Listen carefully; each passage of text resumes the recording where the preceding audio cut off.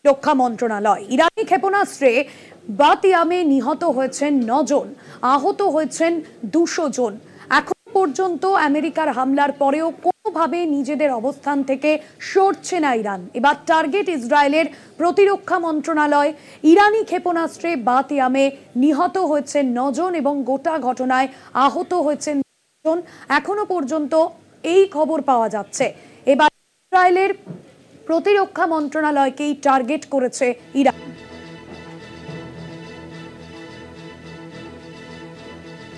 ইরানের 3 পরমাণু কেন্দ্র লক্ষ্য করে আমেরিকার হামলার পরেও এখনো পর্যন্ত ইরান তার অবস্থান থেকে সরবে কিনা, নতি স্বীকার করবে কিনা তা এখনো পর্যন্ত স্পষ্ট নয়। নাকি প্রত্যাঘাত হিসেবে আরো বড় হামলার ছক কষছে ইরান, এই বিষয়ে কিন্তু প্রশ্ন ওঠা শুরু হয়েছে। তারই মাঝে এবার যেমনটা জানা যাচ্ছে, ইসরায়েলের প্রতিরক্ষা মন্ত্রণালয় এবার টার্গেট ইরানের। আর এই নিয়ে জানবো, আমার সঙ্গে রয়েছেন নিউজরুম থেকে আমাদের প্রতিনিধি নিমাই পান্ডা। নিমাই, আমেরিকার হামলার পরেও যে বিষয় আমরা দেখছি যে ইরান কিন্তু কোনোভাবেই দমছে না, এবার ইসরায়েলের প্রতিরক্ষা মন্ত্রণালয় টার্গেট। সেক্ষেত্রে ইসরায়েল কি আগামী দিনে আরো বড় পদক্ষেপ, আরো বড় হামলার ছক কষতে চলেছে? প্রথমত হচ্ছে যে ইরান কিন্তু দমেনি শুধু নয়, তারপর আক্রমণের তীব্রতা, ইসরায়েলের উপর আক্রমণের তীব্রতা আরও বাড়িয়ে দিয়েছে। এবং যার যে ভয়ঙ্কর ভিডিও দেখা যাচ্ছে যে প্রতিরক্ষা মন্ত্রণালয় ইসরায়েলের বাত ইয়াম তেল আবিবের, সেখানে ক্ষেপণাস্ত্র ছুড়েছে ইরান এবং সেই ক্ষেপণাস্ত্রে আঘাতে রীতিমতো ধ্বংসস্তূপে পরিণত হচ্ছে প্রতিরক্ষা মন্ত্রণালয় ইসরায়েলের। এবং শুধু তাই নয়, এতে 9 জনের মৃত্যুর খবর এখনও পাওয়া যাচ্ছে, 200 জনের বেশি আহত।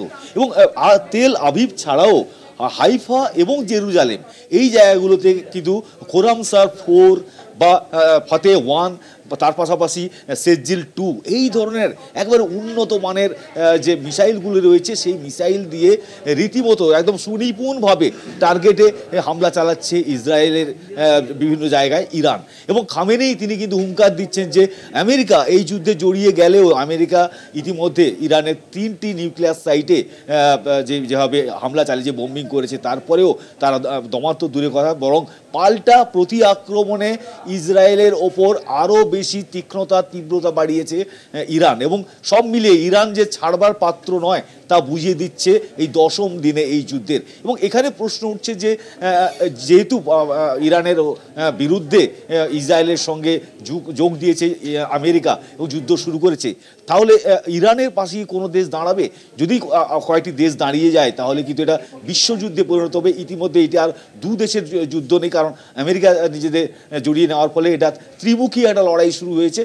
এরপর যদি কোনো দেশ যদি ইরানের পক্ষ নেয়, তখন কিন্তু এটা বিশ্বযুদ্ধে এটা পরিণত হওয়ার সম্ভাবনা রয়েছে। তবে ইরান কিন্তু কোনোভাবে দমছে না, শুধু নয়, ইরান পাল্টা আক্রমণ, প্রতি আক্রমণে আরও বিধ্বস্ত করে দিচ্ছে তেল আবিব, হাইফা, জেরুজালেম সহ বিভিন্ন এলাকা ইসরায়েলের। সেক্ষেত্রে একেবারেই রিমাই, যেমনটা জানা যাচ্ছে যে পশ্চিমী দুনিয়া যেমনটা বলছে যে আমেরিকায় ঢুকে হামলার সম্ভাবনা কম থাকলেও অন্যান্য দেশকে, পশ্চিমী দুনিয়ার অন্যান্য দেশকে চাপে রাখতে পারে ইরান। দেখো, ইরান শুধু চাপে রাখা তো অবশ্যই রাখছি, তার কারণ মাসুদি যে দেখো তুমি যেভাবে গতকাল রাতে আমেরিকা 3টি নিউক্লিয়ার সাইটে বোম্বিং করেছে, আমেরিকা দাবি করেছে সফলভাবে আঘাত এনেছে, কিন্তু ইরান স্পষ্ট জানিয়ে দিয়েছে যে তেমন কিছু করতেই পারেনি, বরং ফাঁকা জায়গায় বোম্বিং করেছে বলে ইরানের দাবি। যদিও ফোর্ডোতে আক্রমণ চালায়, কিন্তু ফোর্ডো ক্ষতিগ্রস্ত হয়নি, কারণ ফোর্ডো হচ্ছে ইরানের অত্যন্ত নিরাপদ একটি পরমাণু কেন্দ্র। এর মাটির নিচে প্রায় 80 মিটার নিচে এই কেন্দ্র রয়েছে, যা পাহাড়ি এলাকায় রয়েছে। কিন্তু মুশকিল হচ্ছে যে কাতার বা বাহরাইন, এই যে জায়গা, কাতার থেকে আমেরিকা ইতিমধ্যে তাদের যে সমস্ত যুদ্ধ বিমান ছিল কাতার থেকে সরিয়ে নিয়েছে, বাহরাইন থেকে যে সমস্ত নৌসেনা ছিল সেগুলো সরিয়ে নিয়েছে, কারণ ইরানের খুব কাছের টার্গেট হতে পারে আমেরিকার এই সেনাঘাঁটিগুলি। ফলে যাতে সেক্ষেত্রে ইরান যদি এই ধরনের সেনাঘাঁটিতে আক্রমণ চালায়, তাহলে কিন্তু আমেরিকা বলে দিয়েছে তাহলে আবার তারা পাল্টা আক্রমণ চালাবে। ফলে এই মুহূর্তে একটা জটিল পরিস্থিতি তৈরি হয়েছে। তবে 2 দেশের যুদ্ধ থামা তো দূরের কথা, বরং সেই যুদ্ধের তীব্রতা আরও বেড়েছে, আর ইরানের আক্রমণের তীব্রতা ইসরায়েলের উপর আরও বেড়েছে। ফলে ইসরায়েল আরও বিধ্বস্ত হচ্ছে ইরানের হামলায়। একদমই ধন্যবাদ জানাবো নিমাই পান্ডা ছিলেন আমাদের প্রতিনিধি, সরাসরি নিউজ রুম থেকে।